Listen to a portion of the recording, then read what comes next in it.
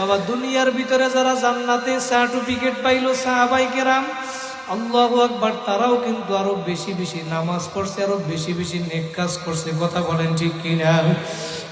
আল্লাহু আকবার। আবু বকর, ওমর, ওসমান, আলী, তালহা, জুবাইর, আব্দুর রহমান ইবনে আউফ, সাদ ইবনে আবি ওয়াক্কাস, সাঈদ ইবনে যায়েদ, আবু উবাইদা ইবনুল জাররাহ রাদিয়াল্লাহু তাআলা আনহুমা, বলেন সুবহানাল্লাহ।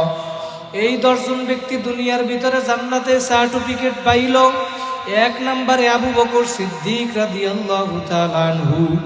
এক নম্বরে জান্নাতে সার্টিফিকেট পাওয়ার পর মসজিদে নববীর ভিতরে দাঁড়াইয়া রাত্রবেলা তাহাজ্জুদ নামাজ পড়ে আর কোরআন তেলাওয়াত করে, চোখ থেকে গাল বাইয়া বাইয়া পানি পড়ে। আমার মায়ার নবী হুজরার ভিতরে বৈশা শুনে কে যেন মসজিদের ভিতরে কাঁদে। ও আমার ভাইরা, আমি যেটা বুঝাতে চাইলাম, সাহাবায়ে কেরাম যদি জান্নাতে সার্টিফিকেট পাওয়ার পর তারপরেও যদি নামাজের জন্য, নেকের জন্য চোখে পানি নিয়ে পাগল হইতে পারে, তুমি আমি কোন মোল্লা মৌলবী হইছো, কার পাগল হইছো বাবা?